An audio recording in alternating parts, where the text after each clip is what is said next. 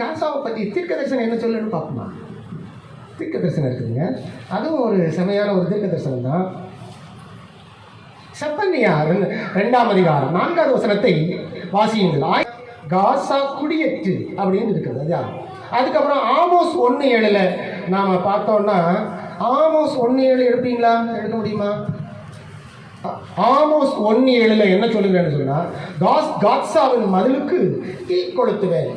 இருக்கா? வாசிக்கிறீங்களா? காசாவின் மதிலுக்குள் தீ கொளுத்துவேன். மதிலுக்குள்ளன்னு வரும்போது அப்போ காசா வந்து ஒரு பெரிய மதில் சார்ந்த பட்டணமாக இருக்கிறது முதல்ல நாம் பார்த்தோம். சிம்சோன் பிடுங்கிட்டு வந்தார் அப்படின்னு நம்ம பார்த்தோம். ஓகே, அப்போ தீர்க்க தரிசனம் எப்படி இருக்குது? காசாவில் ஏன் இப்படிப்பட்ட தீர்க்க தரிசனம் அந்த காலத்தில் வந்தது என்று சொன்னால், காசாவில் ஒரு விஷயம் நடந்துச்சு. அடிமை வியாபாரம் நடந்தது. என்ன வியாபாரம் நடந்தது?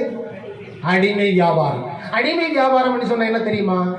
பிள்ளைகளை விலைக்கு வாங்கிறது. அதாவது தாய் தகப்பன் மாதிரி ஏழைகளாக இருந்தால் பிள்ளைகளை என்ன செய்வார்கள்? விலைக்கு வாங்குவாங்க. ஒருவேளை கடன் வாங்கினா கூட, கடன் வாங்கினா உன்னால் பணத்தை திருப்பி தர முடியலையா, உன் பிள்ளையை கொடு, பொண்ணு வச்சுக்கிறியா, பொண்ணை கொடு, நான் கூப்பிட்டு போகிறேன், நான் வேலை வாங்கிக்கிறேன், வேலை வாங்கி நீ வாங்கின கடனை நான் என்ன பண்ணிடுறேன்? ஈடு பண்ணிக்கிறேன் அப்படின்னு சொல்லி காசாவில் காசாவில் அடிமை வியாபாரம் நடந்திருக்கிறது. இந்த அடிமை வியாபாரம் பற்றி நமக்கு எப்படி தகவல் கிடைக்குதுன்னு நீங்கள் பார்க்குறீங்களா?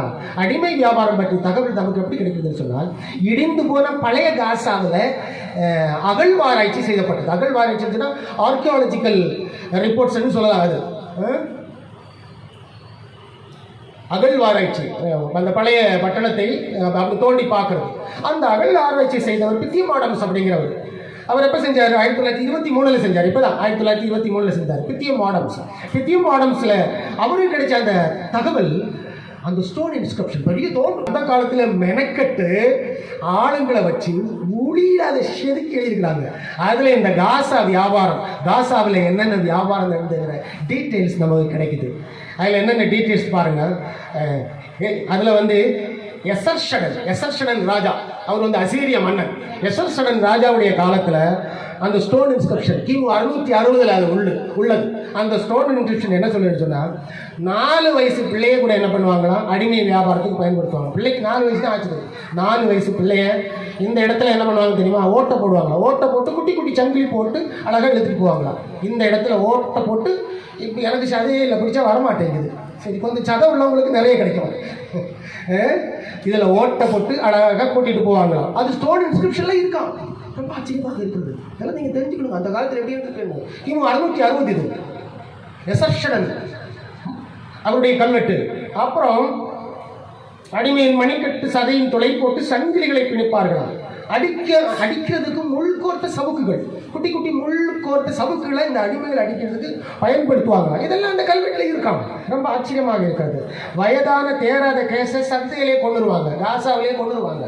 காசாவுக்கு அடுத்த பட்டணம் அஸ்கலோன் அப்படிங்கிற துறைமுக பட்டணம். அங்கே வர அடிமைகளை எல்லாம் இங்கே காசாவுக்கு கொண்டு வருவாங்க. காசாவுக்கு கொண்டு வந்து என்ன பண்ணுவாங்க? இந்த மாதிரி அடிமை வியாபாரத்தை அங்கே வந்து தீர்மானம் பண்ணிக்குவாங்க. எல்லாரும் வந்து வாங்கிட்டு போவாங்க. ஒன்றும் வேண்டாங்க, யோசிப்பை விட்டாங்கன்னு நமக்கு பைபிளில் வருதா இல்லையா? துட்டு கொடுத்து வாங்கினாங்கன்னு பைபிளில் வருதா இல்லையா? வாங்கினாங்களா? அந்த காலத்து நடைமுறை அது. அப்போ இன்னொரு இந்த காசாவாசிகளுக்கு ஒரு நம்பிக்கை உண்டு. ஒரு அடிமையை வாங்கி ஒரு கண்ணை சிதைக்கணும். என்னது? காசாவில் அதான் பெலிஸ்தர்கள் சிம்சோனுக்காக தானே சொன்னாங்க, செஞ்சாங்க. சிம்சோனை பிடித்து போயிட்டு என்ன பண்ணாங்க? கண்ணை சிதைத்தார்கள். இருக்கா? அது அவங்களுக்கு ஒரு மூட நம்பிக்கை. என்ன நம்பிக்கை தெரியுமா? ஒத்தக்கண் அடிமை வீட்டில் இருந்தால் ஆசீர்வாதம் கொட்டுமா. இப்படியெல்லாம் நம்பி இருக்கிறாங்க அன்னைக்கு. இப்போவும் நிறைய வேற மெத்தேடில் நம்பி இருக்கிறாங்கப்பா. வேற மெத்தேடில் நிறைய நம்புறாங்க. அந்த காலத்தில் காசாவில் அந்த பெரிய பணக்காரன் ஒரு அடிமையை வாங்கினான்னா அந்த அடிமைக்கு அவ்வளோதான், ஒரு கண்ணு காலி. ஏதாவது என்ன மருந்து ஊற்றுனாங்களா, இல்லை ஏதாவது குச்சி வச்சு பாவம் குத்தி விட்டாங்களா, என்னென்ன தெரியலங்க. இதெல்லாம் காசாலாம் அன்னைக்கு நடந்தது. இப்போ நான் சொல்கிறது கிமு 606 கதை.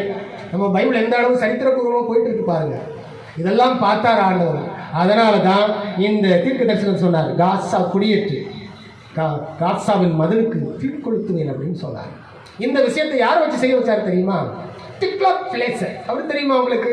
டிக்லாத் பிளேசர் பைபிளில் வருவார், ஒரு தடவை 1-2 இடத்துல வராரு. டிக்லாத் பிளேசர் அசீரிய மன்னர், அவர் அசீரியன் மன்னர். அவர் இதெல்லாம் பார்த்துட்டு நின்னார், ரொம்ப காலமாக யோசிச்சார். காசா மேலே படையெடுத்தார்.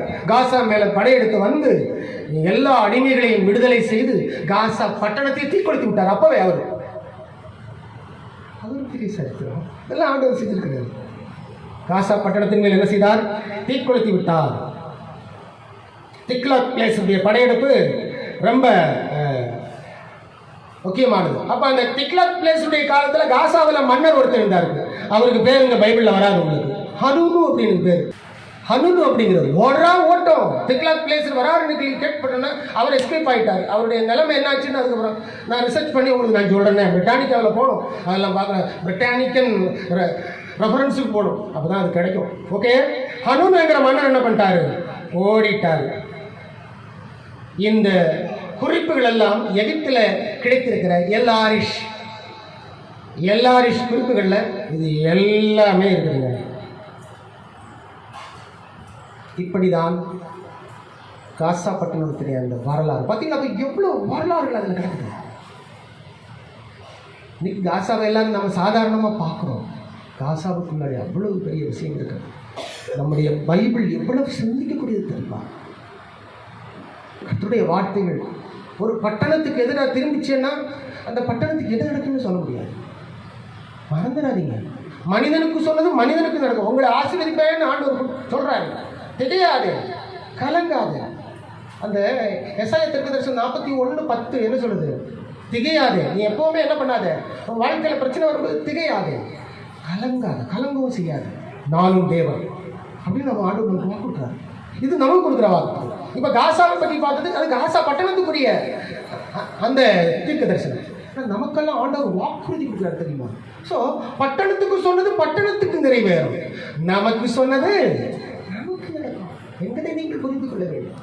திகையாதே, கலங்காதே, நானும் தேவன், நான் உன்னை பலப்படுத்தி I will strengthen thee, I will support thee. நான் உன்னை பலப்படுத்தி உனக்கு சகாயம் பண்ணுவேன். I will sustain thee. என் நீதியின் வலது இருக்கிறார் உன்னை தாங்குவேன். I will uphold thee with my righteous right hand. கர்த்தர் சொல்லுகிறார். அப்ப கர்த்தருடைய வார்த்தை எவ்வளவு துல்லியமா இருக்குது. அன்னைக்கு டிக்லாத் பிளேஸ்ல வச்சு ஆண்டவர் என்ன பண்றாரு? நியாய தீர்ப்பை காசாவை கொடுத்தார். காசா அன்னைக்கே ஒரு முறை எரிஞ்சிச்சு, தீக்கொளுத்தப்பட்டது. அவர் தீக்கொளுத்தி விட்டார். இப்படி கர்த்தருடைய வார்த்தைகள் நிறைவேறும். கர்த்தருடைய வார்த்தைகள் ஆசீர்வாதங்கள் நிறைய பைபிள்ல கிடக்குதுங்க. Fear your God, believe your God always, love your God, God is with you.